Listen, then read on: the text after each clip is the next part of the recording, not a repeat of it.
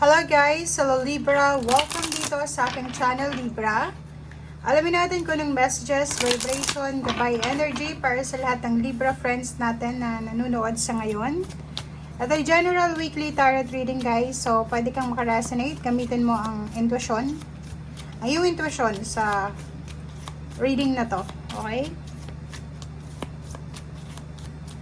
Libra. Okay, Libra, 55, bright gratitude lists. And connect with crystals. Siguro yung iba sa inyo, hindi naman makaka-resonate dito. Kasi hindi naman lahat ng Libra may crystals. Pero dito sa gratitude list na to, lahat tayo makaka-resonate dito, Libra. Ang paggawa ng gratitude list, guys, is sobrang nakakatulong siya sa pagmamanifest. Alam mo yung kahit wala kang blessings, nagpapasalamat ka. Lahat ng pagpapasalamat mo, taos pusong pagpapasalamat to sa Panginoon, naririnig niya yun eh. The more na maging grateful tayo, the more na may blessings na darating. Okay, so dito sa linggong ito, sinasabi na instead na magreklamo tayo, instead na mawala ng pag-asa, pwede tayong mag-pray, pwede tayong magpasalamat.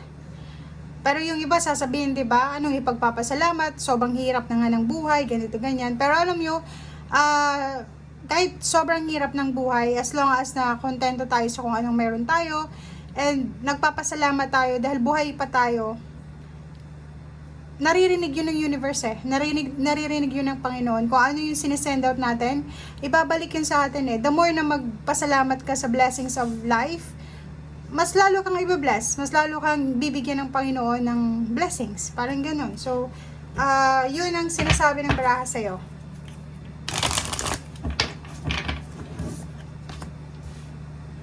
Diba, solar plexus chakra.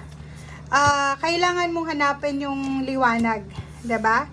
Kailangan mong hanapin yung clarity, yung enlightenment, and kailangan mong hanapin yung katotohanan. Okay? Nakikita ko sa'yo dito, Libra, na posibleng pagod na pagod ka na sa pagsasakripisyo mo, pagod na pagod ka na siguro sa trabaho mo, sa relationship, sa pamilya.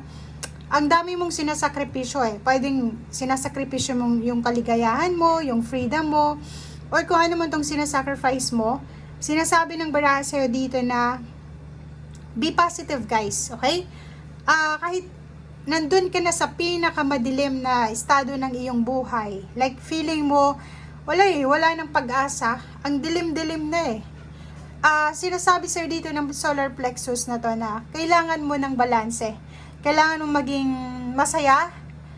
Mahirap maging masaya kung malungkot ka. Mahirap maging masaya kung wala kang pera. Mahirap maging masaya kung niloloko ka, diba?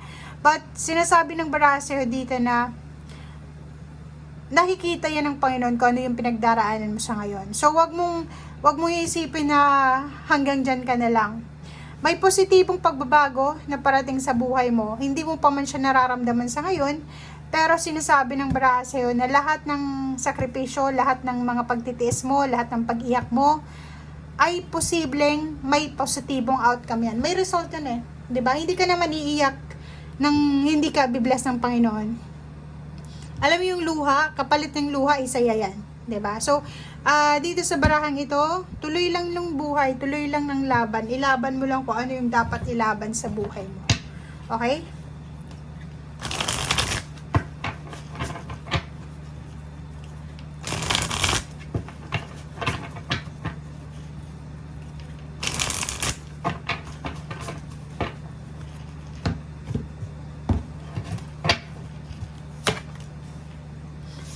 Tingnan mo, 'di ba? May 6 of Wands eh. May parating na positibong pagbabago sa buhay mo. May victory and success, mayroong love life, mayroong ditong pera, mayroong swerte, may good luck, good fortune, may recognition, rewards, posisyon, bagong posisyon, pagtaas ng sweldo, pagkakaroon ng trabaho, 'di ba? So, may victory and success na paparating. So, wag tayong mawala ng pag-asa, guys. Okay? Doon ka lang mag-focus. Doon ka mag-focus sa kung ano yung parating na biyaya. Okay? Huwag kang mag-focus dito sa mga away na yan, sa mga misconception, misjudgment, misunderstanding. competition, mga chismis, or kung ano man to, mga paninira, mga masasamang salita. Kailangan mo nang umalis dyan sa away na yan, sa negative na yan, kasi hindi yan makakatulong sa'yo. Okay? Kailangan mong handaan or paghandaan or ihanda ang sarili mo para dito sa victory and success na to. Hierophant, sinasabi ng baraha, mag-iingat ka. Kasi kadalasan yung mga taong Hierophant sa buhay mo, Libra, sila yung nagiging cause kung bakit may mga nag-aaway, 'di ba? Yung nagsusumbong sa iyo. If ever may mga nangyayaring hindi maganda sa paligid mo, kung sino yung nagsusumbong na 'yan, proven and tested 'yan. Kung sino yung nagsusumbong, siya yung nagsisinungaling. Siya yung gumagawa ng issue para, 'di ba? Para maging balisa ka, para hindi ka makapag-isip ng tama. Okay? So, Justice, timbangin ang sitwasyon, 'di ba? Huwag ka agad-agad maniniwala sa mga nagsusumbong na 'yan, sa Hierophant na 'yan. Kasi hindi yan magkaaksaya ng panahon na magsumbong sa iyo kung wala siyang mahihita diyan sa pagsusumbong niya na 'yan. Okay? Hindi naman siya sinisweldohan eh. So, if ever man maraming mga chumichismis, nagdadala sa iyo ng mensahe na nagbibigay naman sa iyo ng pakiramdam na negative, nagiging magagalitin ka, nako, iwasan mo sila kasi hindi sila makakatulong sa kung ano man tong pinagdadaanan mo. Okay? Hindi ka nila, after na sirain nila yung mood mo, hindi mo na sila makikita. 'Di ba? E-exit na sila. May good news dito regarding trabaho. If looking for a job ka or change of career, nakikita natin dito na may trabaho na posibleng available or pwedeng i-offer sa'yo. Kaso lang, kailangan mong mag-travel. Kailangan mag-travel or kailangan mong lumipat. 'Di ba? So, if naghahanap ka ng trabaho, naghahanap ka ng bagong pagkakitaan, source ng income, may possibilities dito. Pwedeng ibang bansa to, ibang lugar, ibang career, ibang field ng career. 'Di ba? So, hindi ka dapat nag-aalala kasi ang dami-daming blessings sa parating sa'yo. Ito lang na victory and success na to. Tapos Chariot. Tapos 8 of Disc. Ano na siya eh. Parang confirmation siya na may parating. Alam mo yung the devil, inaatake niya yung tao, yung individual na alam niya na may paparating na pera. 'Di ba? Yung the devil, yung mga taong gumagawa ng issue, gumagawa ng bagay-bagay para masira yung diskarte mo, sila yung mga senyales na may parating sa'yo eh. 'Di ba? Unang-una, ang nararamdaman mo sa ngayon is hindi pumapabor sa'yo kung ano yung gusto mo.